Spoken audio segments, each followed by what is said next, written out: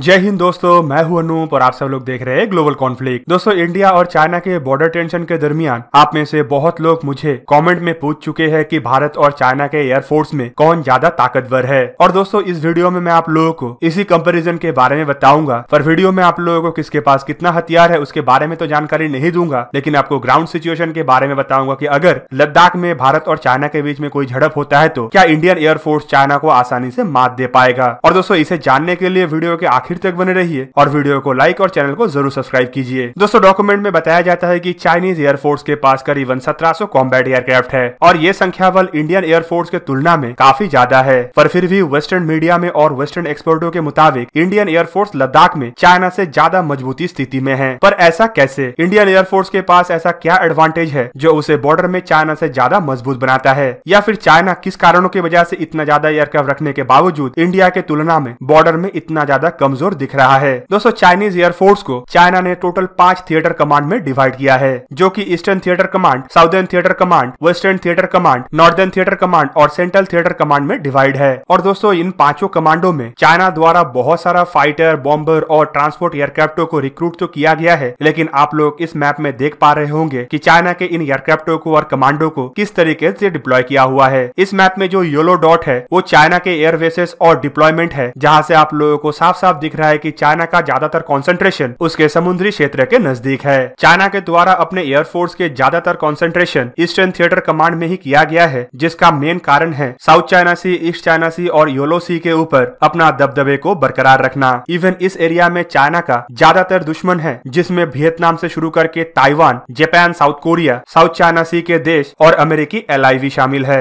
Even America द्वारा South China Sea, Pacific Ocean और अपने एलाई देशों के अंदर जो बीते 70 साल से अपने एयरक्राफ्ट कैरियर और भारी भरकम डिप्लॉयमेंट रखा गया है, उसे भी काउंटर करने के लिए चाइना अपना ज्यादातर कंसंट्रेशन को इसी रीजन में रखता है। जबकि दूसरे तरफ लाइन ऑफ एक्चुअल कंट्रोल में अगर देखें तो भारत और चाइना के बीच में 1967 के बाद कोई लड़ाई नहीं हुआ। इवन 1962 और 1967 में भी दोनों देशों के बीच में किसी भी तरीके का कोई भी फाइटर एयरक्राफ्ट या एयरफोर्स का इस्तेमाल नहीं किया गया। और दोस्तों, यहाँ पे एक तरीके का हिमालयन रीजन होने के वजह से दोनों देशों के अंदर एक नेचुरल बैरियर भी है। इसके अलावा दूसरा सबसे बड़ा रीजन ये है कि भारत कोई हमलावर देश नहीं है और ना ही भारत कभी इनिशिएटिव लेके किसी देश के खिलाफ हमला करता है। इसी कारणों को देखते हुए चाइना द्वारा लाइन ऑफ एक्चुअल कंट्रोल के नजदीक अपने प्रेजेंस को इतना मजबूत नहीं बनाया गया, जबकि चाइना ईस्टर्न सेक्टर में अपने प्रेजेंस को कमजोर कर नहीं सकता है। चाइना वियतनाम के साथ लड़ाई एक बार हार चुका है और चाइना ईस्ट चाइना सी और साउथ चाइना सी के अंदर अपना कब्जे का जो रणनीति के तहत आगे बढ़ रहा है, उसके लिए भी चाइना को यहाँ पे अपने प्रेजेंस को रखना जरूरी है। दोस्तों, अब चलिए जानते हैं कि चाइना के पास जो 1700 एयरक्राफ्ट है उसमें कितना ताकत है।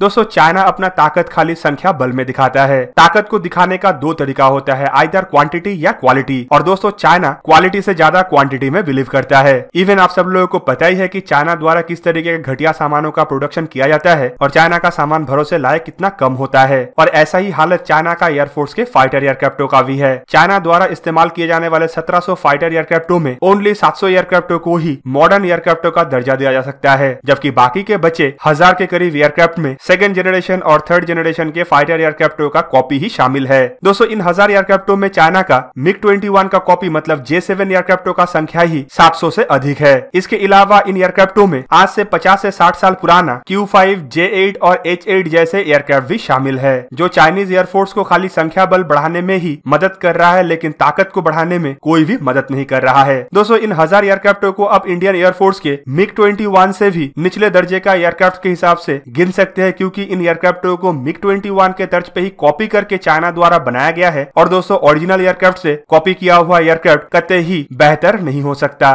दोस्तों, अब जो बाकी के बचे चाइनीज एयरफोर्स के 700 के करीबन एयरक्राफ्ट है, उनमें रशिया से खरीदा हुआ सुखोई 27, सुखोई 30 MK और इन एयरक्राफ्टों के कॉपी करके बनाया हुआ J11, J15 और J16 जैसे फाइटर एयरक्राफ्ट शामिल है। जबकि इसके अलावा अमेरिकी F-16 को कॉपी करके बनाया हुआ J10 और हाल ही में रशिया से खरीदा हुआ 24 सुखोई 35 और कुछ संख्या के चाइना के नाम के 5th जनरेशन के J20 एयरक्राफ्ट भी शामिल है। और चाइनीज एयरफोर्स के मॉडर्न एयरक्राफ्टों के 90% संख्या सुखोई 30 MK के, सुखोई 27, J11, J15 और J10 एयरक्राफ्टों के द्वारा ही पूरा किया गया है। और दोस्तों, आपके जानकारी के लिए बता दूं कि इन एयरक्राफ्टों के मामले में इंडिया के पास जो 272 सुखोई 30 MKI एयरक्राफ्ट है, ये काफी गुना बेहतर और काफी ज्यादा मजबूत है, क्योंकि ओरिजिनल एयरक्राफ्ट हमेशा से ही बेहतर होता है, ना कि उससे कॉपी किया हुआ एयरक्राफ्ट, जबकि चाइना के पास जो 24 सुखोई 35 एयरक्राफ्ट है और कुछ J-20 एयरक्राफ्ट है, उनका काउंटर करने के लिए इंडिया द्वारा राफेल एयरक्राफ्टों को भी खरीदा गया है। पर दोस्तों इनमें से भी चाइना इंडिया से लगे हुए बॉर्डर के रीजन में सिर्फ J-20 एयरक्राफ्टों को ही डिप्लॉय कर रहा है, क्योंकि इन एयरक्राफ्टों के पास अमेरिकी एयरक्राफ्टों का सामना करने का क्षमता नहीं है। चाइना द्वारा रशिया से खरीदा हुआ सुखोई 35 एयरक्राफ्टों को ज्यादातर साउथ चाइना सी रीजन में ही डिप्लॉय किया गया है और कुछ एयरक्राफ्टों को चाइना द्वारा अपने सेंट्रल रीजन में भी डिप्लॉय किया गया है। दोस्तों पहले के जो फोटो आपको दिखाया था जहां पे चाइनीज एयरफोर्स के एयर बेसेस के कॉन्सेंट्रेशन को दिखाया गया था, उससे आप लोगों को यह भी पता चला होगा कि भारत से लगे हुए बॉर्डर के नजदीक चाइना का एयर बेसेस ना के बराबर है, जबकि चाइना चाइनीज ऑक्युपाइड तिब्बत के अंदर कुछ अनरिकॉग्नाइज्ड एयर बेसेस का इस्तेमाल भारत के खिलाफ कर सकता है। पर दोस्तों इस एरिया के ऑल्टीट्यूड को देखें तो आपको पता चलेगा कि चाइनीज ऑक्युपाइड तिब्बत में ज्यादातर हिस्सा 10,000 से 15,000 फीट है और चाइना इस रीजन में 2 एयर बेसेस का इस्तेमाल भारत के खिलाफ कर सकता है। इनमें से एक है नगरीगुंसा एयरपोर्ट, जो असल में एक सिविलियन एयरपोर्ट है जिसे चाइना भारत के खिलाफ इस्तेमाल कर सकता है। पर दोस्तों ये भी पेंगोंग लेक से करीबन 200 किलोमीटर डिस्टेंस में है और 14,000 फीट के ऑल्टीट्यूड में है, जबकि दूसरा है होटान एयरपोर्ट और ये भी करीबन 300 किलोमीटर डिस्टेंस में और 15,000 फीट के ऑल्टीट्यूड में है। दोस्तों हाई ऑल्टीट्यूड में एयर बेसेस होने से मुश्किलें ये होता है कि यहाँ से ज्यादा फ्यूल और हथियार लेके एयरक्राफ्ट टेक ऑफ नहीं कर सकता।